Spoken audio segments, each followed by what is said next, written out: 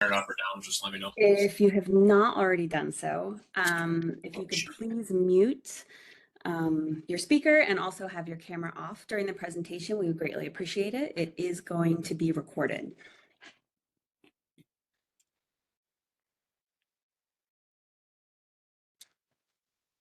All right.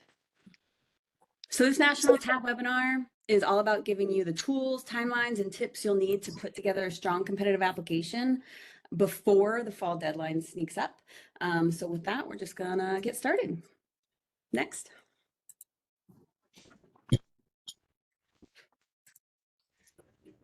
All right, so just a quick note on logistics. If you run into any technical issues during the webinar, feel free to shoot us an email at uconn-tab@uconn.edu. We should also be putting that in the chat if you need it. We'll do our best to help you out. Also, so you know, today's session is being recorded, so we'll post that on the website afterwards in case you want to revisit anything or share it with your colleagues. Next.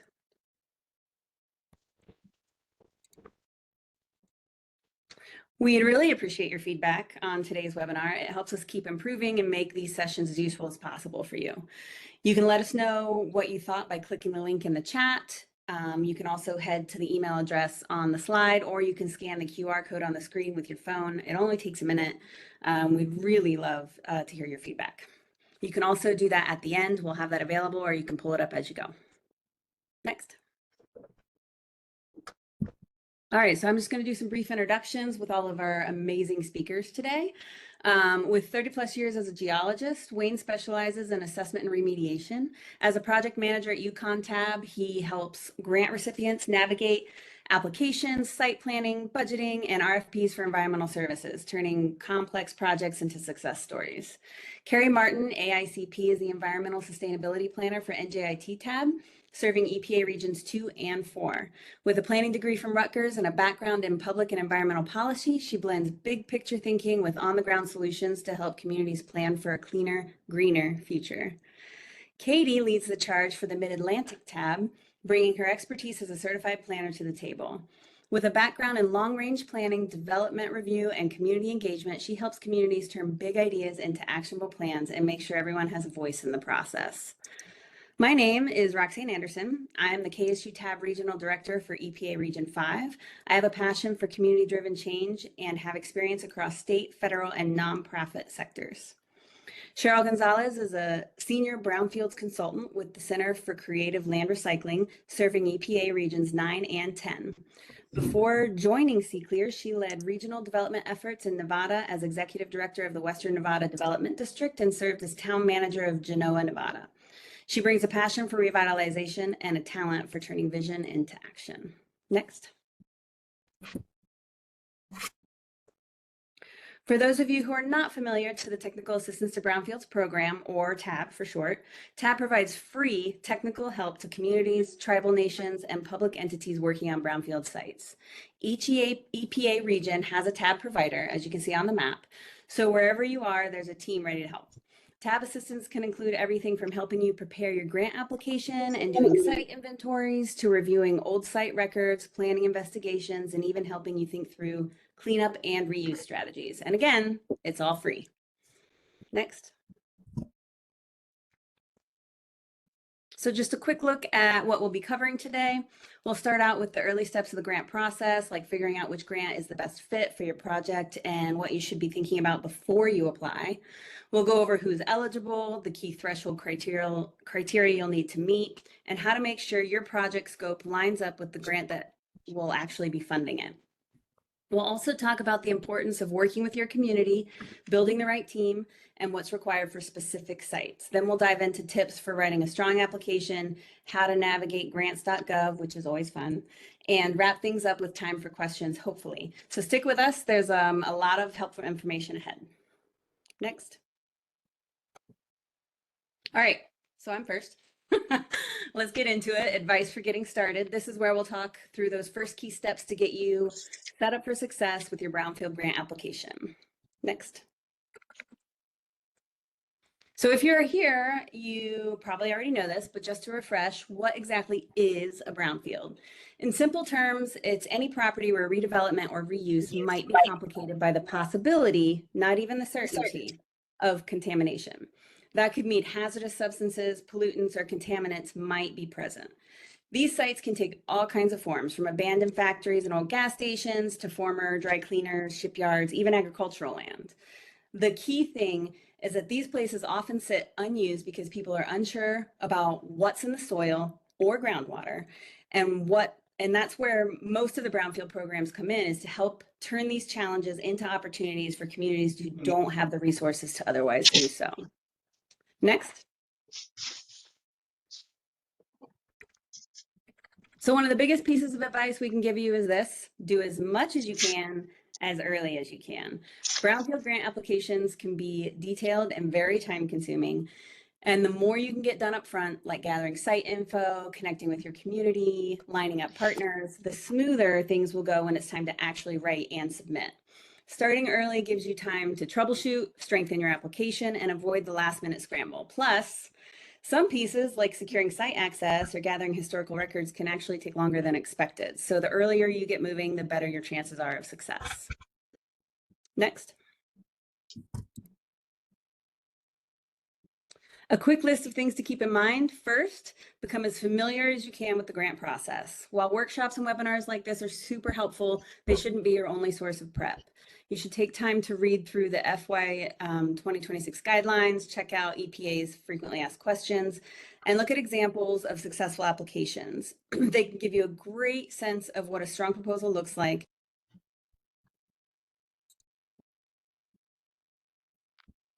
Roxanne, I think you muted yourself. I did not mute myself. I don't know if I accidentally got muted or not. I don't know where I left off. What was the last thing that you heard? Anybody? Okay. So I'm gonna go back to the beginning. Don't rely solely on workshops was the last thing. Okay, yeah, well, don't do that because we might get muted. So just make sure to read through the 2026 guidelines, make sure to check out your EPA's frequently asked questions and look at examples of successful applications. They can give you a sense of what a strong proposal looks like. We have a lot of these resources available on KSU TAB's website, as well as some of the other TAB providers' websites with examples. The TAB providers and EPA staff are here to help, so just reach out with questions, especially before the official RFA drops in September. Also, make sure to give yourself a game plan and write it out ahead of time. We can help with that as well. Build yourself a task schedule, identify the sites you might want to include, and start pulling together the information you'll need ahead of time. The more you prepare now, the less stress you'll feel later. Next. And with that, I will hand it off to Carrie Martin. Awesome. Thank you so much, Roxanne.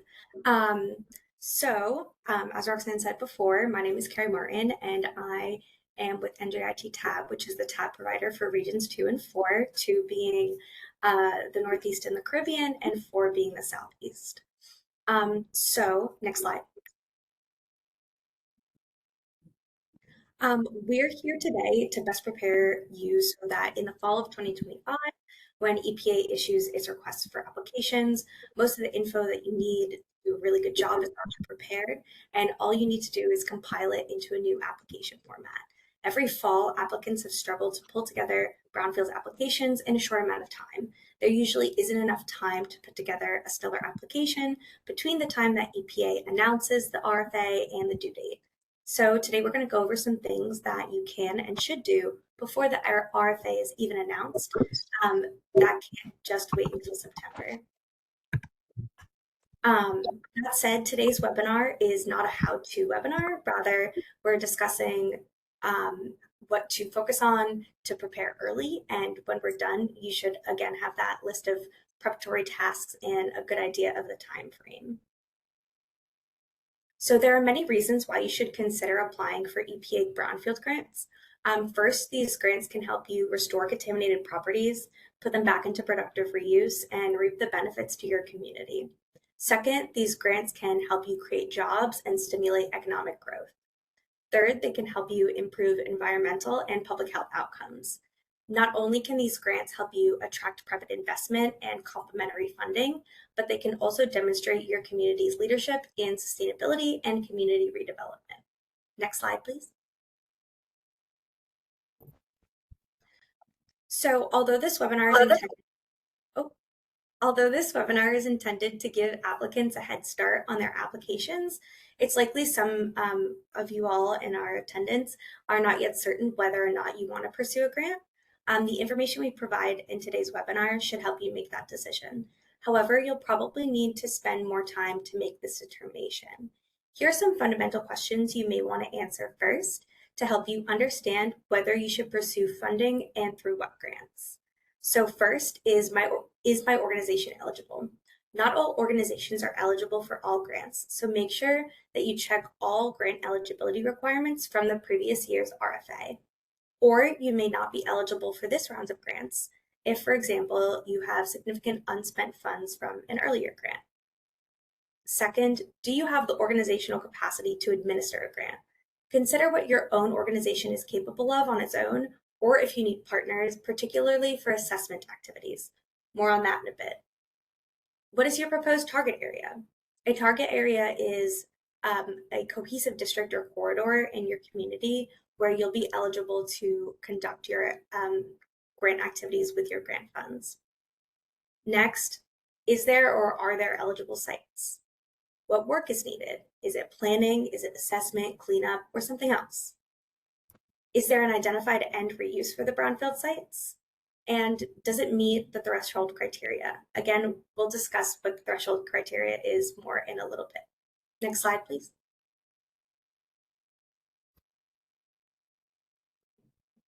So you must demonstrate how you will leverage EPA funds. And this is something you can work on before the fall. So you want to identify additional funding resources. So consider if you have state or local government funding and financing options. You would like to identify in-kind resources. Are there partners and stakeholders, including us technical assistance providers, who can offer their time and expertise to assist you? And you want to make sure that you've documented what resources are already committed, including other grants, loans, and private investment that's already attached to your project. Next, please. So you may be wondering, what types of EPA brownfield grants are available, and which one should I apply for? Next. So before I go into this, I do just want to note that although our work as TAP providers is made possible with funding from the EPA, nothing said today constitutes official EPA advice, interpretations, or positions. This is informational and based on past precedent, so it is subject to change. That said, EPA brownfield grants are known as MARC grants. This acronym MARC stands for Multi-Purpose Assessment Revolving Loan Fund, or RLF, and Cleanup. Note that not all grant types are offered every year. This fall, again, we don't know, but we anticipate that the EPA will accept applications for 3 types of grants: multi-purpose grants, assessment grants, which can then further be broken down into community-wide assessment grants, as well as coalition assessment grants, and cleanup grants. Next slide. So briefly, here are the eligible activities for each type of grant. A multi-purpose grant can be used for a range of planning, assessment, and cleanup. An assessment grant can be used to inventory, characterize, and assess brownfield sites, as well as to conduct planning and community engagement activities. And a cleanup grant can be used to clean up or remediate at a specific brownfield site or multiple sites that are owned by the applicant. Next slide. So multi-purpose grants are appropriate for communities that have identified through community engagement efforts a discrete area like a neighborhood, a number of neighboring towns, a district, corridor, or shared planning area or census tract with 1 or more brownfield sites. Applicants have to own the sites. They have to meet CERCLA 10139 definition of a brownfield within their target area where cleanup activities may be conducted. They have to also demonstrate how funds will result in either a phase 1 cleanup or overall revitalization. And again, past precedent has shown us that generally for multi-purpose grants, you have to draw down at least 70% of a previous assessment or multi-purpose grant. Next.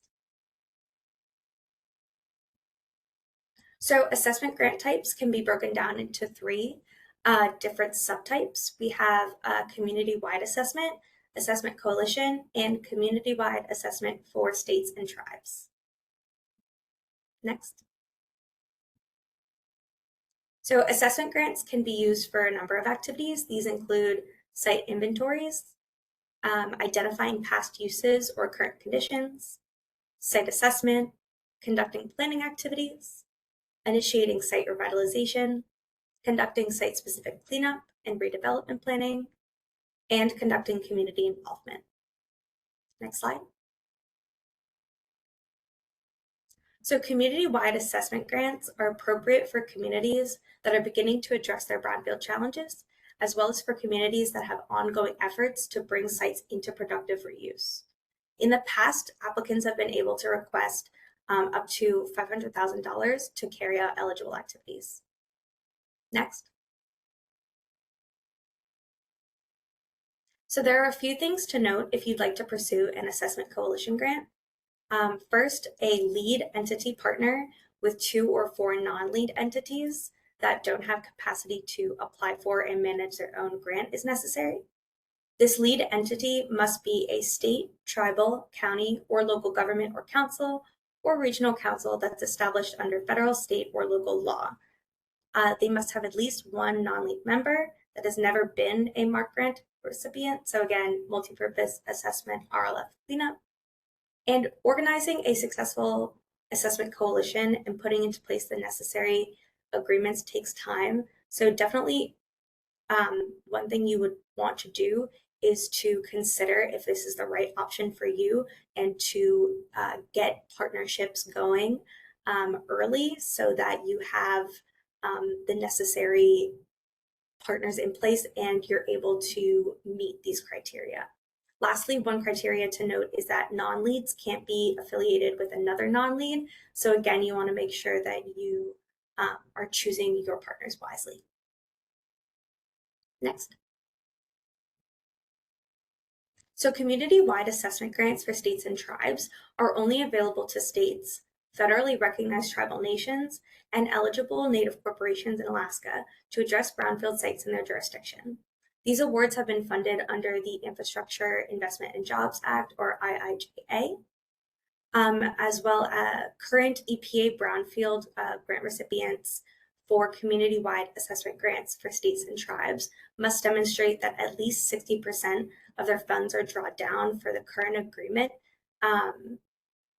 have been dispersed. Again, this is the precedent set by previous awards.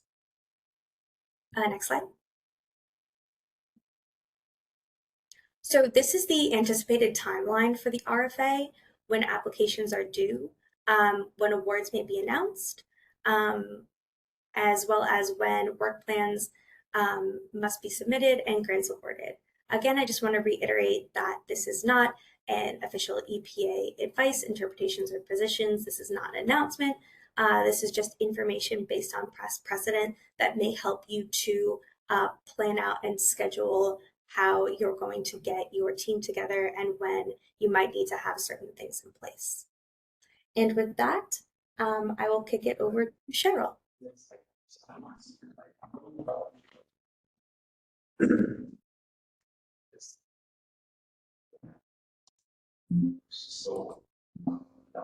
Well, hello everyone and welcome. I'm excited to be a part of this national webinar as we dive into the world of Brownfield MARC grants. I'll be focusing on eligibility and later in this webinar, community engagement.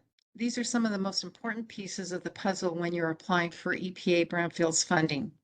Remember, this presentation isn't just about requirements, it's also about you developing your strategy. A well thought out strategy strengthens the application for ensuring all components, your site eligibility, your team, community support, and proposed outcomes are integrated and meet EPA expectations and hopefully exceeds them. Next slide. We want applicants eligible for EPA Brownfield grants. Oops, one more. There you go.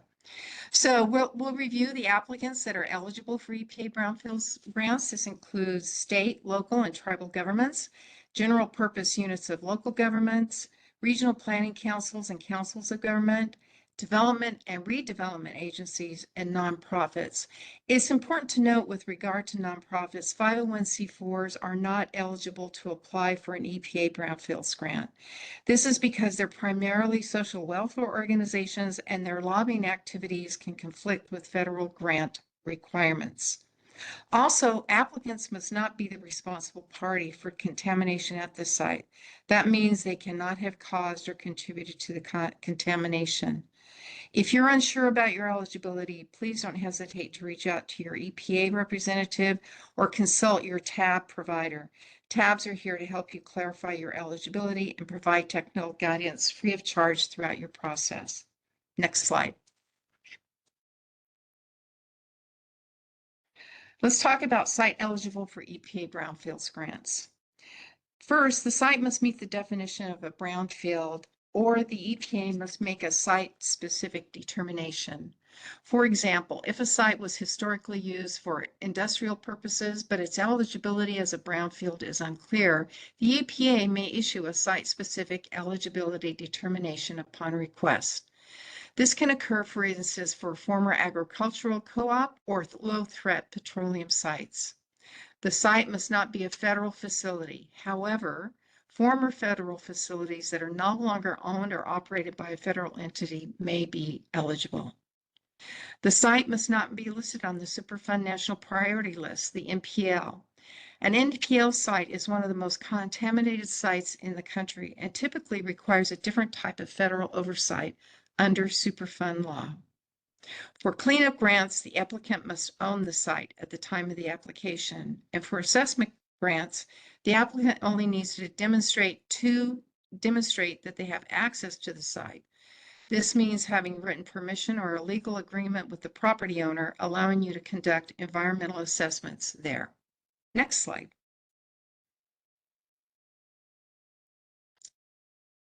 Why do we assess site? I don't see any of the text on the slide.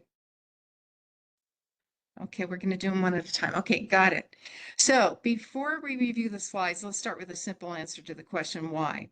Why do we assess the site? Because we want to understand the risks and conditions at a site in order to make informed reuse decisions and ensure safety, compliance, and access to funding.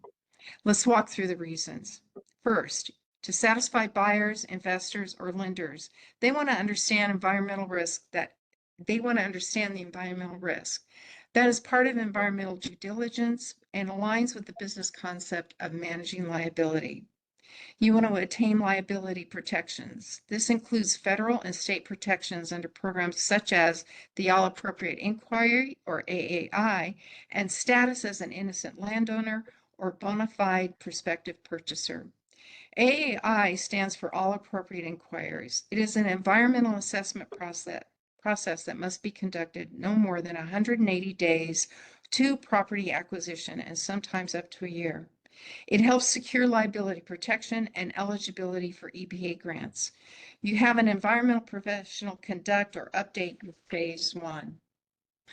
You also want to do it because the government may just require it. Some sites are subject to regulations requiring assessments before reuse.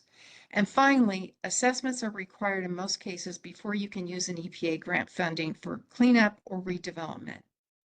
Next slide.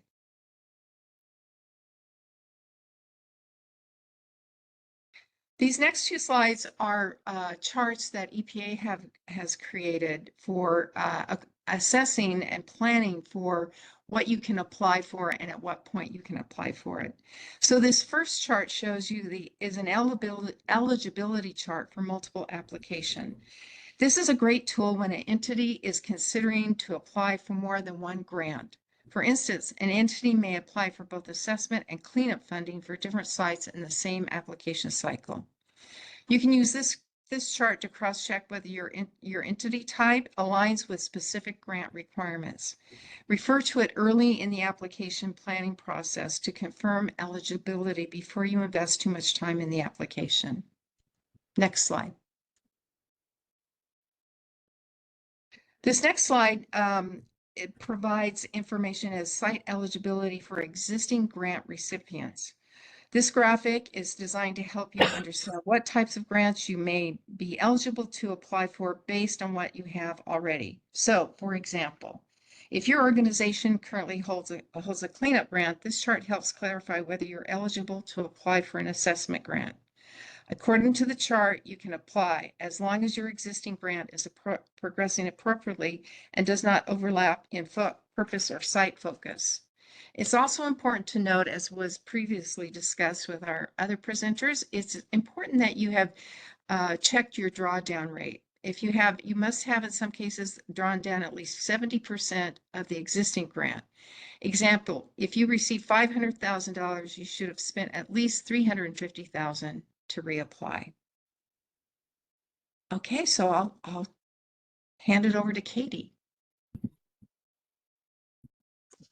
Thanks, Cheryl. Hi, everyone. It's nice to see you. I'm hoping my internet holds up. It's been kind of shady.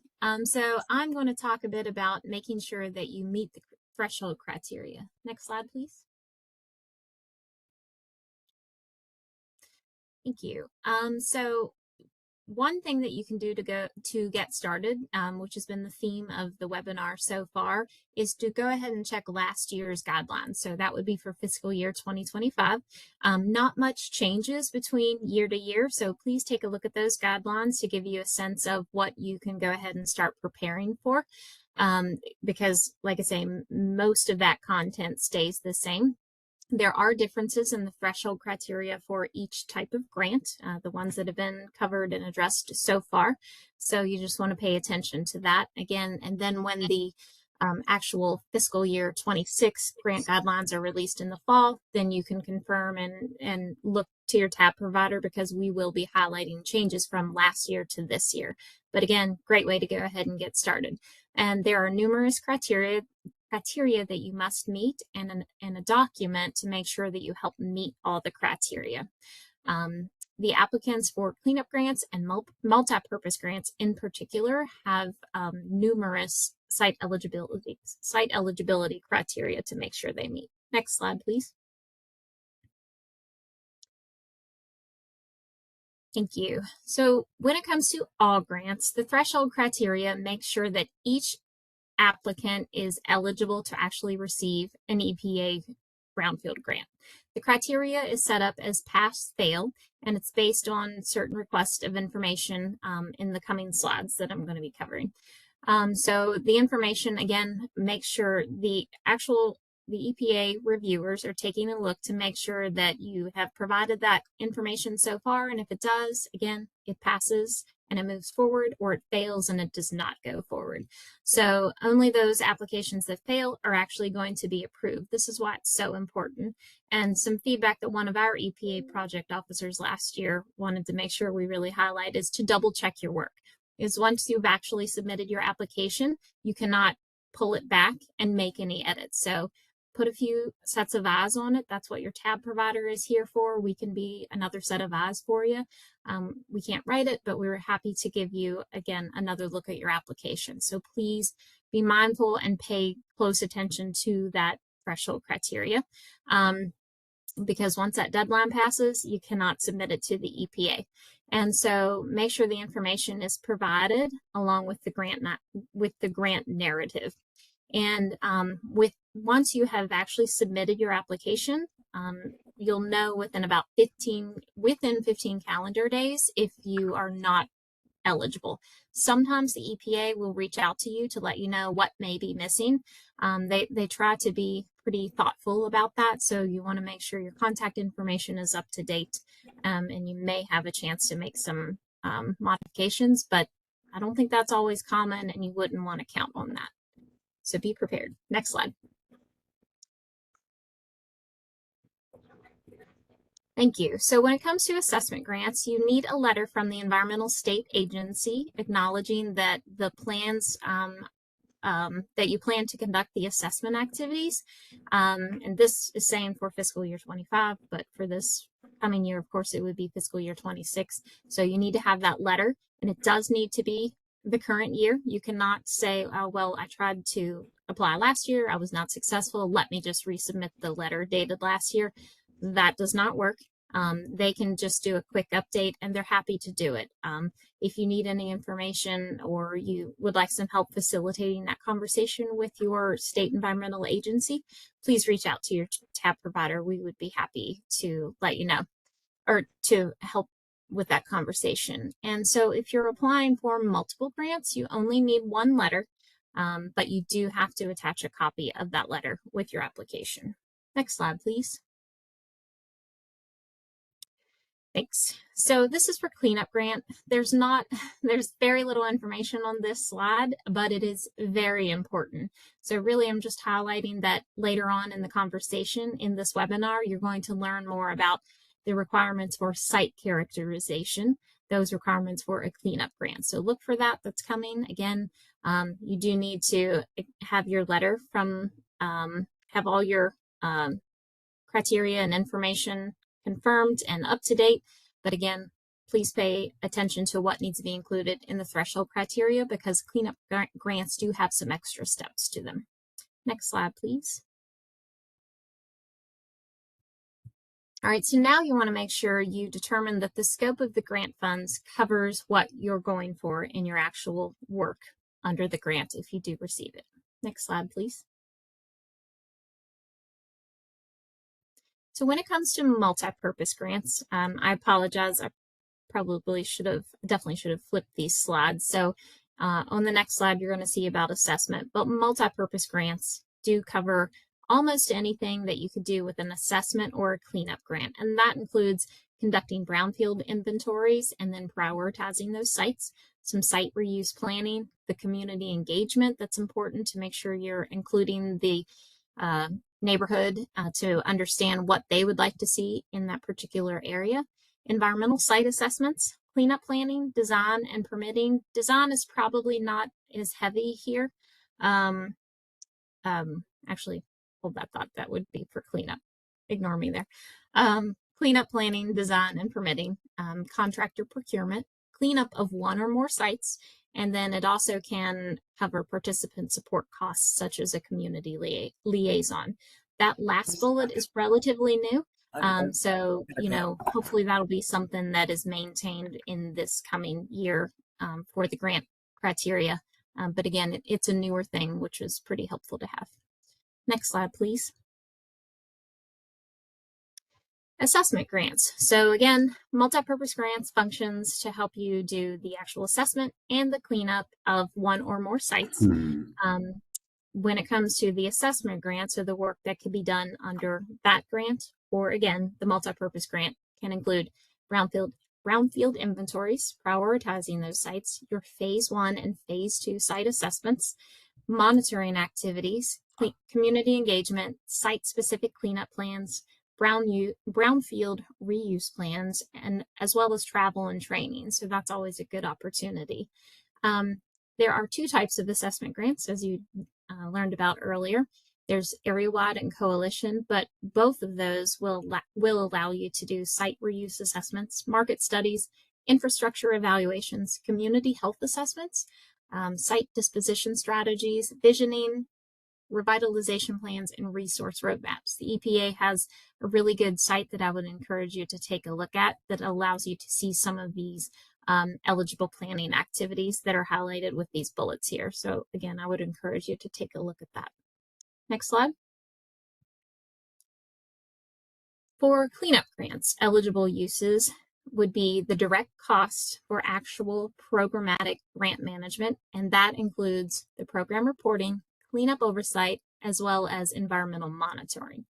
And a portion of the grant can be used to purchase environmental insurance, health monitoring, to make sure you are keeping an eye on the extent that that cleanup is in fact preventing the human exposure, cleanup planning, design, and permitting. This is the one where I misspoke earlier. Design, again, probably should not be as heavy of a portion of your budget for the cleanup grant, but some of that may be necessary to kind of complement or actually follow up with some of the work that you've already identified, maybe with a previous assessment grant.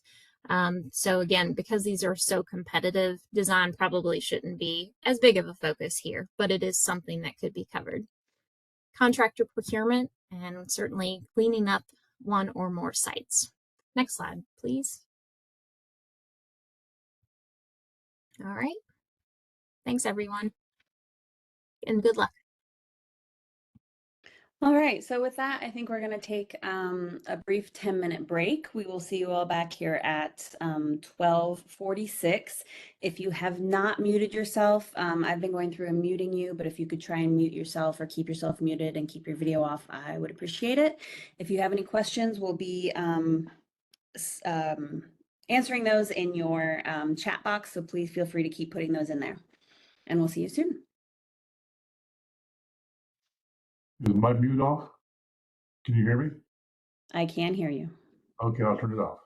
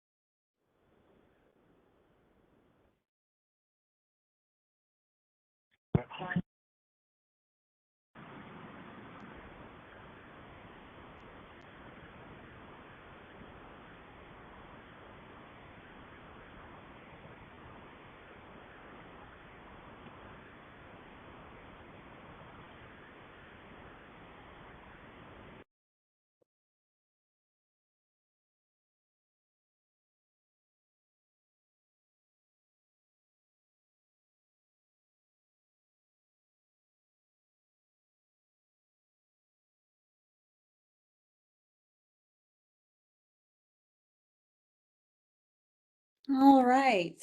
Coming back from break, I believe we are going to kick it off with Katie again. Oh, I was just kidding. Cheryl?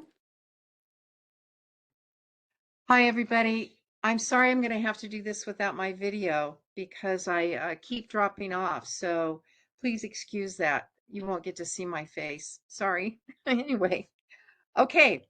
Working with your community during the grant writing process. This is really one of my most favorite places to work with the grant and the community.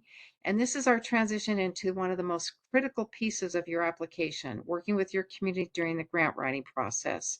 Your community engagement and planning for it is essential, not only with the grant writing process itself, but once you receive the grant, you need to continue your involvement with the community. EPA wants to see that your project is rooted in the needs and input of those who live near or are affected by the Brownfield site. We will go over what meaningful engagement looks like, how to align with community goals, and what's required for each grant type. So let's get into the community connection. Next slide.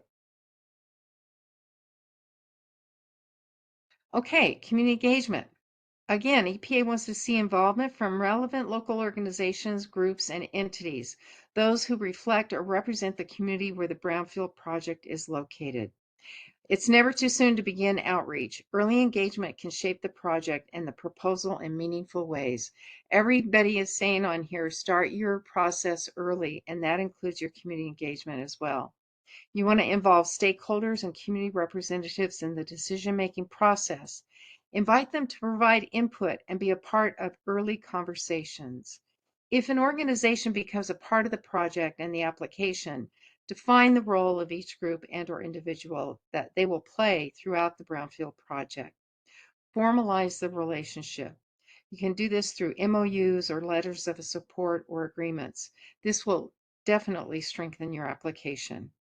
And beyond meeting EPA requirements early, and active community engagement has other key benefits. It helps build awareness and understanding of the project. It can uncover barriers that could slow or derail your project. And it enlists community leaders who can champion the effort throughout the process. Next slide. Okay, so we're going to go into the consideration of involving community vision, wants, and needs. You want to ensure your proposed Brownfield project is aligned with the broader vision and priorities of the community. Your application should clearly connect the project to local or regional plans. This could include local government general plans, master plans, or a CEDS, known as a Community Engagement Development Strategy.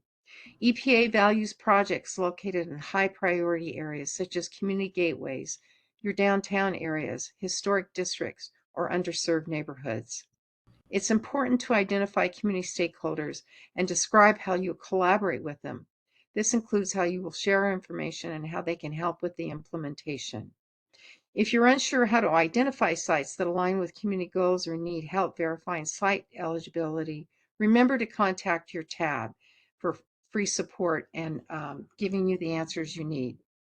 This is your opportunity to really show that the project fits the bigger picture and reflects what the community actually wants and needs. You know, the Brownfields programs are all about reuse and redevelopment of sites. It's not just about getting the grant and applying it. It's about reuse and redevelopment that's going to best benefit your community. Next slide. Okay, so let's talk about the different involvement requirements of the grant from EPA. We'll start with the assessment grant. You need to consider who will participate in the project committee. especially if you intend to identify additional sites using assessment funding. EPA likes to see that a steering committee or an advisory group is in place. It can be a steering committee, it can be a project committee, advisory group, however you want to term it. It's important to have a group that represents your community and can provide expand capacity to your grant and its application. These individuals or organizations help guide the assessment process and reflect local perspectives. Again, when applicable, ensure MOUs or agreements are in place and include this with your application when appropriate. Community involvement in this stage is essential because it informs which sites get assessed, how the work is phased, and how results are communicated. Including this detail in your grant application signals to the EPA that your community voices will be central throughout the life cycle of the grant. Next slide. Okay. Yeah, so now we have the involvement of your community as it relates to the cleanup grant. This is a little bit more specific and detailed as to what you need to do before you apply so that you retain your eligibility. So these are all the key public engagement steps required for cleanup grant applications. The centerpiece of these requirements is the public meeting, which must be held no later than 2 weeks prior to your grant application. If you can do that sooner, you're going to be in a much better place because I believe in Murphy's Law. If it can go wrong, it will go wrong. In 2 weeks, you don't have a lot of wiggle room. So try and get your public meeting done way before 2 weeks prior to the grant submittal. The meeting must include a presentation of both your draft application and the APCA, or is better known as Assessment of Brownfield Cleanup Alternatives. The APCA is a document that summarizes the contamination on the site, evaluates different cleanup options, and justifies your proposed remedy. It demonstrates that you've thought through alternatives and are making an informed, protective, and feasible decision. Your public notification requirements are very specific. You must post the meeting notice in a publicly accessible location and allow adequate time for the community to respond. 30 days is probably not too long to post those notices. Think about your city websites, bulletin boards, newspapers, and other agency opportunities that will be provided to post your meeting. Important considerations when you're planning to connect with your community is to ensure barriers to the community participation are addressed, including your location. Make sure your venue is ADA accessible and welcoming. Consider language access needs, especially in multilingual communities. Other barriers you should include in your planning and to address them might include childcare, transportation, and timing of the meeting.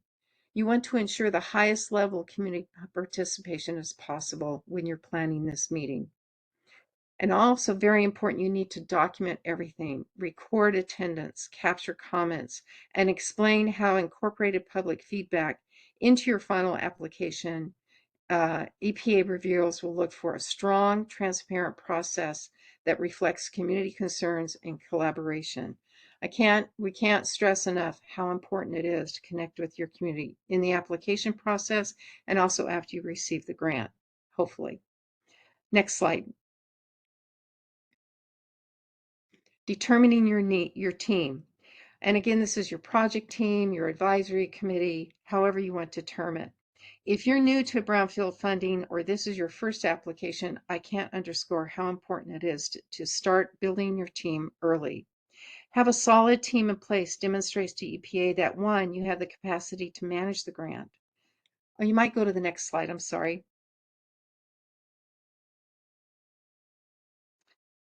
You want to have a solid team in place demonstrates to EPA that you have the capacity to manage the grant. You're serious about long-term implementation, and you've already built internal or external systems for project oversight and executions. Determine areas of need to manage the grant in the Brownfields program if awarded. This includes roles such as a project manager, a grant administrator, a technical expert, and community engagement lead. The earlier a team is assembled, the more strategic and successful your application and eventual project will be. If your organization has coordinated and managed teams before, perhaps for other grants or redevelopment efforts, you're in a strong position to build on those relationships relationships and assemble a team quickly. But again, even if you've had the experience in the past, it's not too early to start getting that team together and make sure it's solid. Next slide. Developing, oh, go back. Go back. We're not going to introduce Wayne yet. Developing your organizational structure. Next slide. There we go. This slide focuses on the importance of building an organizational structure and demonstrates capacity, a key factor in receiving and successfully managing a Brownfields grant. Why is this important? Well, EPA wants to know your organization has the structure in place to effectively manage your grant and the federal funds that are being provided for you and your organization to carry out the technical work. A well-defined structure also allows your team to respond quickly to challenges, communicate clearly, and deliver on commitments. How do you build this capacity? You start by identifying internal roles.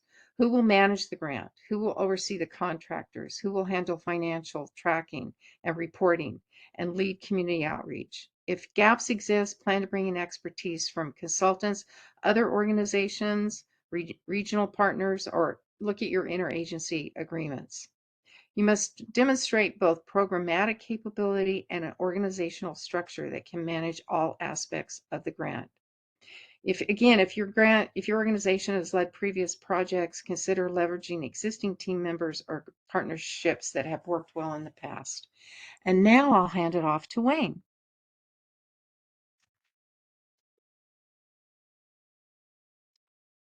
Thank you, Cheryl. Hope everybody can hear me. Good morning, good afternoon, I guess, depending on where you are. Next, we're going to review some important grant application requirements for the different grant types, the multipurpose, assessment, and cleanup, in that order. But they may not seem like they belong in that order, but we'll talk about them in that order. Then we'll discuss several of the critical tasks of these applications that you should begin soon. Next slide, please. So multipurpose grant site requirements. As with most grant types, a multipurpose application must identify one target area, which may include one or more towns, parts of towns, districts, census tracts, or other defined areas. Carefully define your target area soon. Remember, you're telling a compelling story about the burden of brownfields on your community, and the selection of your target area will be important to that story. Excuse me. Within your selected target area, you must propose 3 main multipurpose activities. You must have at least one phase 2 site investigation. You must propose to remediate at least one site, and that site must meet the EPA definition of a brownfield, and a multipurpose grant application also must discuss revitalization planning. EPA wants to see that you have a plan for revitalizing the target area that must include a feasible reuse strategy for at least one site. These are all decisions you should make well before the requests for applications are issued. For priority sites where you will propose to conduct assessment activities, you must describe how you will obtain access. This was mentioned earlier. If you can say that you already obtained written access from the owners of your priority sites, that would be great. At the very least, though, you must demonstrate you have a viable means of obtaining access. Now, a few words about the importance of site ownership with respect to grants used for cleanup. These ownership requirements will also apply to cleanup grants, which we will discuss shortly, so keep them in mind. I won't go over them again, but these apply again to any cleanup sites. You must own the site at which you are proposing the cleanup before this grant application is submitted this fall. Or you must be able to demonstrate that you have rights that are considered functionally equivalent to ownership. This alternative to ownership can be a complicated question. So for our purposes today, just let's say that if you will not own the site, but you still wish to apply for a cleanup grant for that site, you should consult with EPA as soon as possible to iron out the details of any alternative agreement. Otherwise, it's likely your site will not be eligible for a grant. If you do not own the site, but you do intend to acquire it before the grant applications are submitted, and it's surprising how many applicants do this, they do acquire the site in time for the fall. You must show that you meet the definition of a bona fide prospective purchaser, which was mentioned earlier. This generally means that you must conduct a phase 1 environmental site assessment. And you still have time to do this, not much, but you do have a little bit of time to have a phase 1 conducted prior to acquiring the property in time for this year's grant season. But I think it's pretty obvious you should do this right away. 2 more quick words of caution here about phase 1s. First, as we mentioned, a phase 1 has a short shelf life, only about 6 to 12 months. Older phase 1s will not give you a bona fide prospective purchaser status, needed to be eligible for an EPA grant. So you may need to do a fresh phase 1 before you acquire the brownfield property. And second, let's say you have a copy of a phase 1 that was performed on the property, but on behalf of a different entity. In most instances, you cannot use it because a phase 1 needs to be performed on behalf of the grant applicant. And again, it's likely it would be outdated anyway. When in doubt about all appropriate inquiry and its effect on your eligibility of your site, ask EPA, ask your state agency brownfield experts, or your regional tab provider for assistance. Next slide, please. Assessment grant site requirements. Compared to the multi-purpose and cleanup grants, site eligibility requirements for a community-wide assessment grant are relatively simple, but it's still advisable to start soon on meeting these requirements. First, for an assessment grant, you must identify your geographic boundary. This is the broad region within which you'll conduct the assessment activities. It might be if you're a town, it might be the boundaries of your town or county or what have you. Next, you identify the target area in which you will focus your efforts. The target area will contain the initial priority sites that you have identified in your application. Your selected target area should tell a compelling story of the burden brownfields have on your community. And you must then identify at least one priority site, 2 or 3 is better, where you will conduct assessment activities. Pay close attention to the ranking criteria and try to select sites that will maximize your score. And again, you must describe how you will obtain access to the priority sites for assessment. Next slide, please. It was mentioned earlier some of the challenges of putting together a coalition assessment grant application. It's more complicated than for a typical community-wide assessment grant. You must list the coalition members and identify each member's geographic boundary. Within each member's geographic boundary, you must identify target areas and priority sites. You must identify at least one priority site within each member's geographic boundary. So if you have 4 members in your coalition, you need to have each of those 4 members have at least one priority site identified. And remember, target areas cannot overlap.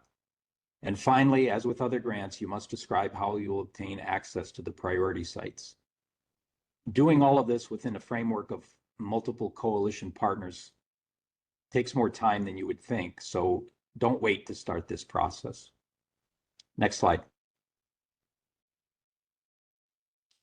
Cleanups grant site requirements. As I mentioned, most requirements for cleanup grant applications are similar to those for the multi-purpose grant application portions that apply to the cleanup portion of those applications. A cleanup grant will provide funding for remediation at 1 or more brownfield sites, and these sites must be within your defined target area. As with the cleanup site under the multi-purpose grant application, the applicant must own the sites targeted for cleanup at the time of application, again, unless EPA approves a different ownership agreement. So everything I mentioned regarding the ownership, the challenges of the ownership under the cleanup portion of the multi-purpose grant application also applies to a cleanup grant. And as always, talk early with EPA if you have any questions about site eligibility. Next slide, please. And speaking of communicating with EPA, this is a common theme today. When in doubt, ask EPA. Before you do so, please refer to the wealth of information and resources EPA has developed and posted online, including previous year's requests for applications. Those are still available. They'll be a little different this year, but many of the components will be the same. And there's over 100 pages now of detailed answers to frequently asked questions. Those are also available, and likely you can find answers to a lot of your questions. EPA will also be holding regional how-to meetings in the coming months. And your TAB programs have also developed guides and tools to assist your grant writing efforts. However, even with all this information, you may still have unique situations and questions that require specific answers. And fortunately, right now, you still have time. From now until the requests for applications are issued in September, EPA staff can provide excellent detailed guidance. After the RFAs are issued, however, the requests for applications are issued in September, EPA can only answer questions regarding threshold criteria and task and budget eligibility criteria. EPA will not meet with individual applicants after the RFAs are issued or provide advice to applicants on how to respond to ranking criteria. This fact alone is strong incentive to start preparing your grant application early. So if you have questions, you can get answers. This is a critical factor some people don't pay attention to, and they get, by the time the RFAs come out, they don't have time to get their answers. One reminder here, though, your TAB providers can provide this assistance even after the RFAs are issued. But even there, you will get more assistance from the TAB teams on your grant applications if you reach out to us early. We get pretty busy once the RFAs are issued between September and November. Next slide, please. Specific grant requirements to start preparing now. There are a few specific things you should start simply because they take time and they may depend on getting information from others, and you may not control that timeline. Next slide. So as it was mentioned, creating a coalition for a coalition assessment grant, this is definitely something to do ahead of time. You must get the approval of all coalition members. Each member may need to get approval of their own city council or county board of commissioners or other governing body. Develop your coalition and obtain a written agreement from each member soon. And you need to secure the support of community partners. As you read through the grant information about coalition grants, you'll see that community partners play a key role. And as Cheryl mentioned, this is a key thing. Remember, there are strict requirements for coalitions. Carrie already discussed these. I won't go over them again, but be aware that they exist and that they will take time to address. Next slide, please.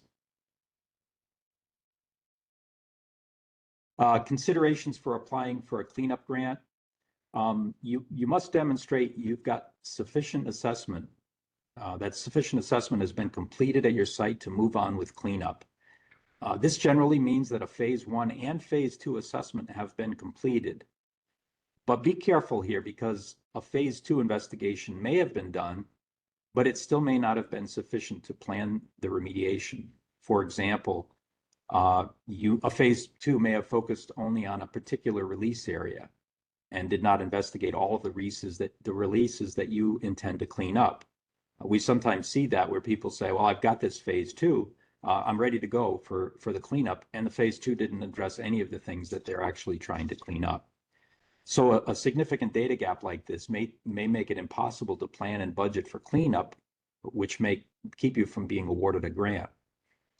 If your project will involve hazardous building materials abatement, like asbestos or lead paint, rather than something subsurface in the soil or groundwater, you may not need what's called a phase 2 investigation, but you should have something that's analogous in the hazardous building material arena, a complete inventory of hazardous building materials that will allow you to proceed with abatement of those materials. If you are not sure if you can demonstrate sufficient assessment has already been completed to proceed with cleanup, reach out right away to environmental professionals or to your TAB provider and request a data gap analysis. Or sometimes you may be able to ask your state or federal agency personnel that are familiar with the site. If necessary, you still have enough time this spring and summer to conduct additional investigations to fill critical data gaps and prepare a strong application for a cleanup grant. Obviously, if such additional investigation is necessary, you'll need to start that work right away. Next slide, please. There was mention earlier, and I won't go through all the details of it, the cleanup grant applications also required a document called it's a draft assessment of brownfield cleanup alternatives, or ABCA. The ABCA, as mentioned, shows EPA that the proposed site cleanup and the budget for that cleanup are justified. If EPA assessment grants were previously used to investigate the site, if there was an assessment grant that covered this site, there's a good chance that a draft ABCA was already prepared. If not, you still have time to prepare one. And if your organization does not have in-house professionals capable of preparing the ABCA, you may hire a consultant or seek assistance from community partners that do have the capacity to help. Next slide, please.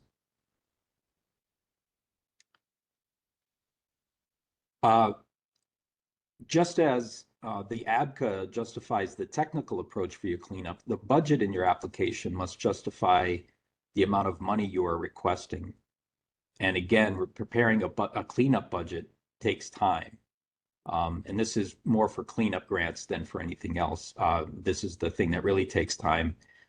Your budget for a cleanup must be thorough and reasonable with clear justifications of costs. You also must identify other resources that will be used to fill in any funding gaps. EPA wants to know that you can leverage their grant if necessary by drawing on other resources. So if you know that there are other pools of money that you might be able to access that may be able to fill in a shortfall during the project, reach out to those the people who are the keepers of those funds and find out if you can get access to that money and mention it in your application. The grant application provides a budget template. Use it. Absolutely use it. Applicants sometimes try to use a different format, maybe because they already have it. They have a spreadsheet that somebody gave them and said, this is the layout, this is how the budget is going to go for the cleanup. But doing that and not using the template runs the risk of confusing a reviewer who may miss something and not award you all of the available points. So take the time to make sure that your grant, that the funding budget that you have is in the format that is recommended. A cleanup cost. Excuse me? Okay. Almost done. A cleanup cost estimate prepared by an engineer or environmental professional is best. Next slide, please. Just a few notes here about resources to help you write the grant application. Next slide.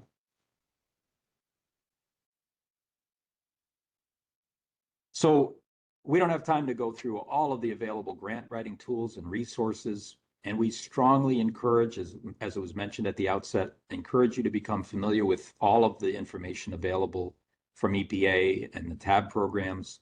But here are just a few places to start.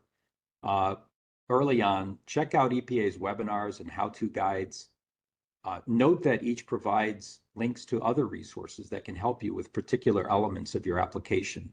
And I mentioned the frequently asked questions and things like that. These are treasure trove of information. Each TAB program has its own resources and provides application reviewing services upon request. The Kansas State University TAB program has developed the TAB EZ online grant writing tool. This is a software program, templates that will guide you through the sections of the application. Importantly, the TAB EZ tool is updated 1 week after the request for applications is published in September. So any changes from previous years will be addressed in the new version. And the KSU TAB staff are available if you get stuck or have any difficulty using the TAB EZ tool. There are also grant narrative templates available online or upon request from your TAB providers. Bottom line, work with your TAB providers and take advantage of our wide range of tools, all of which, of course, are free. Next slide, please. And lastly here, a note on data mining for your narrative. There's a lot of information that has to be pulled together for your narrative to make a compelling case for your project. Checking many of these boxes in your application requires research that you can and you should start early. Start with collecting your demographic and health data. A lot of this data will come from the American Community Survey, from the US Census Bureau. And there are state-specific resources often for health data that can be found on your TAB's website, links for which that can be found on your TAB's website. You cannot alter demographic or health data. They are what they are, but you can adjust the boundaries of your geographic area or target area so that the statistics tell a more compelling story and help your application score higher. So gathering these data early will show you where you can improve and allow you enough time to make these changes. And I think that's it for my section of today's webinar. Thank you very much. I'll hand it back to Carrie. Awesome. Thank you so much, Wayne. Yes, definitely wanted to underscore what Wayne said, that as TAB providers, we can provide assistance with reviewing your grant before submittal. So let's discuss some logistics for actually submitting your application. There's a framework of the overall grant submittal process here on the slide. You're going to start with making an account on login.gov, registering your entity at sam.gov, receiving a unique entity identifier, registering in grants.gov, and submitting required federal forms. Next slide.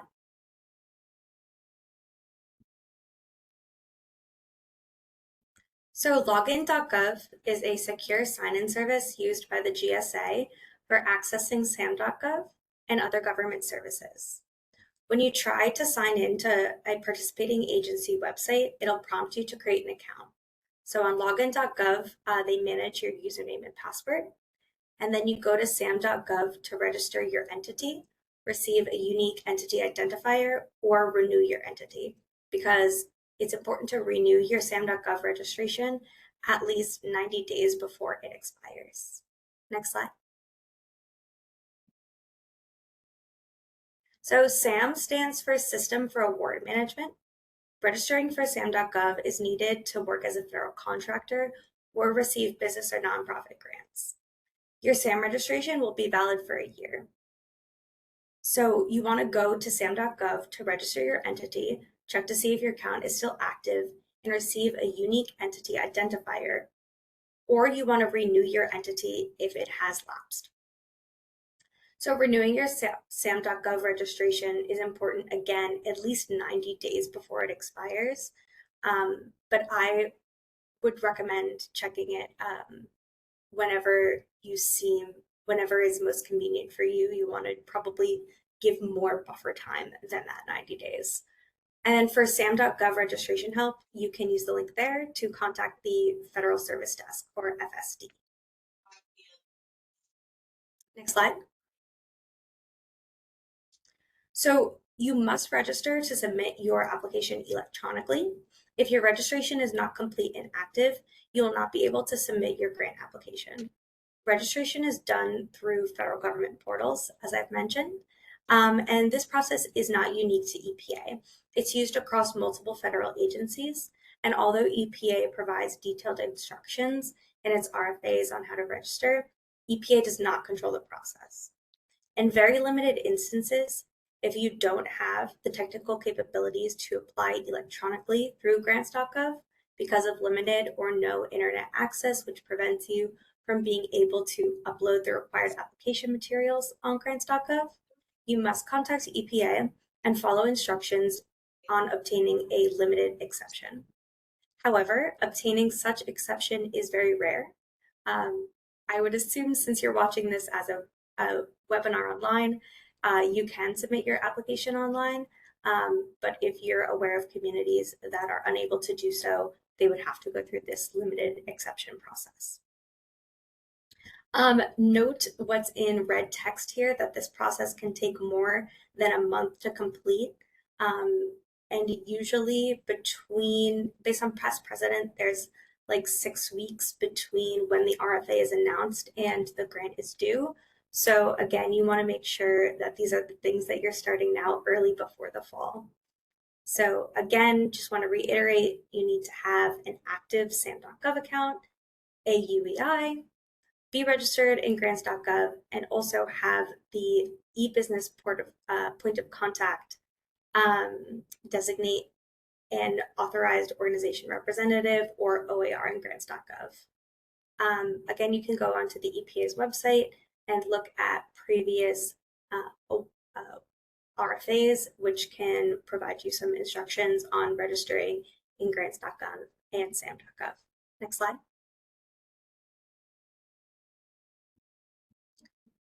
So again, the EPA requires a UEI number in its grant applications.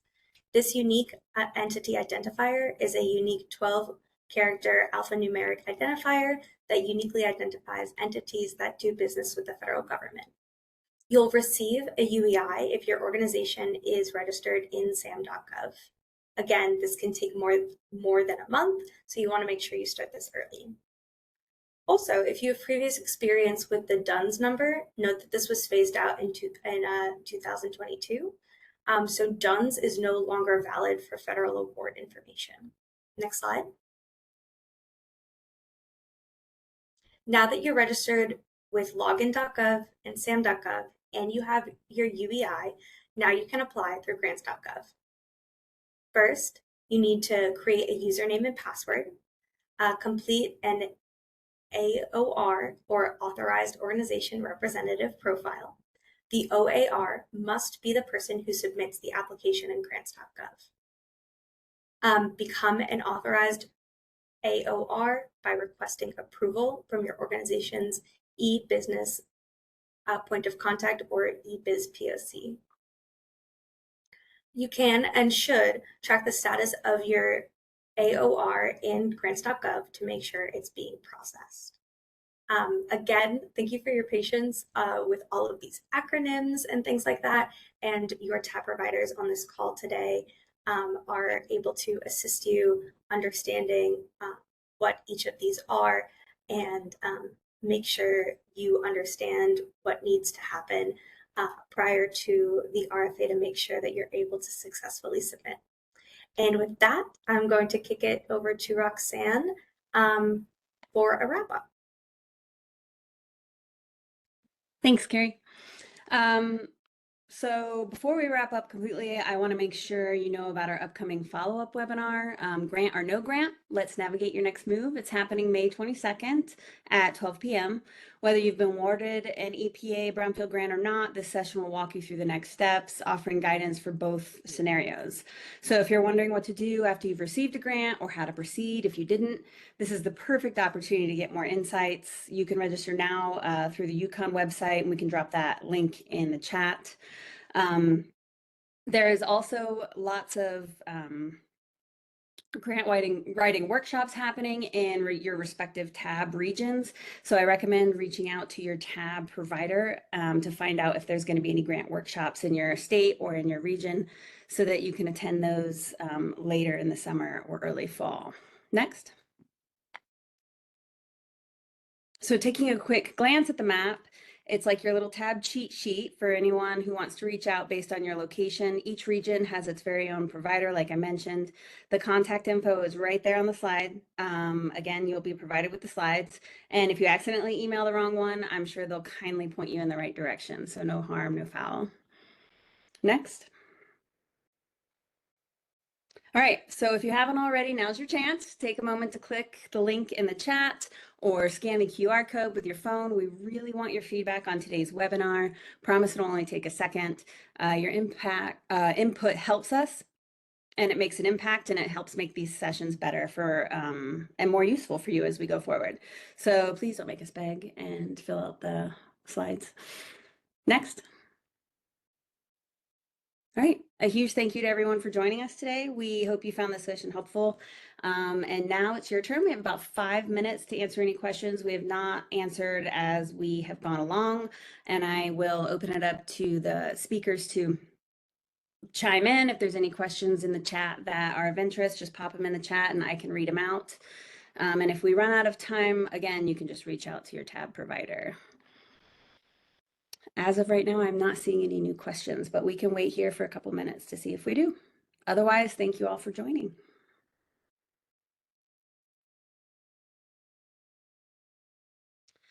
Okay, I do have a question. It says, can a Brownfield grant be used to pay for the wrap? Does anyone else want to take that, Katie? Oh.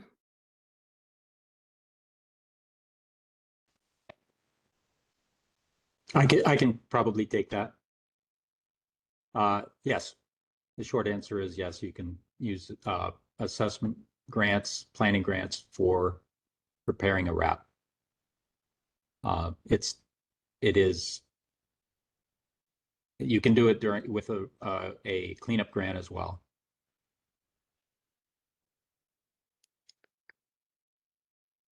It says, would you please review potential grant award amounts? So we do not have the list of the grant award amounts from that are going to be posted for this year, but we do have the estimated amounts from last year. I do not have them memorized. Does anybody else have a general idea of what each of them were, or we can reach out to you to let you know. Those are also located on the EPA website.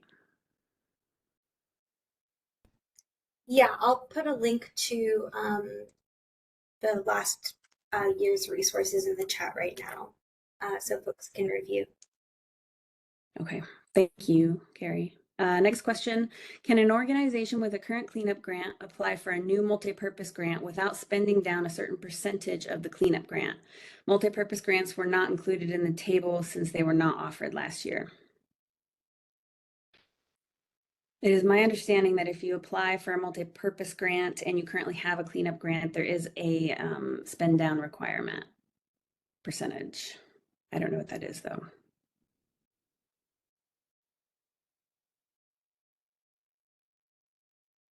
Does anybody else know that offhand? Otherwise, I can get back to you, Addie.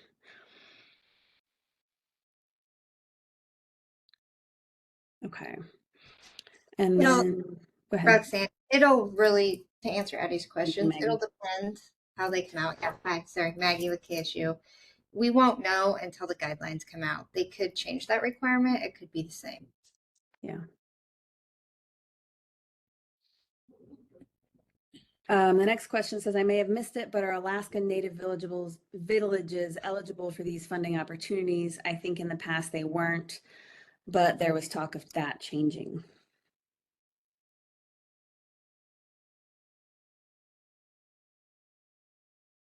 I'd say same answer. We haven't heard anything different yet. Hopefully, yes, that does change, but we don't have any information to indicate that at this point.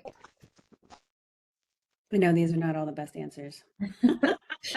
We're in Answers we limbo don't know. just like everybody else. Yeah. We know a lot, but we don't know everything. It says, does the 70% drawdown have to be completed prior to submittal or prior to the award? Because that's a large time gap to be spending. I believe it has to be done prior to submitting your application. Is that correct, Maggie? That is correct. Yes, okay.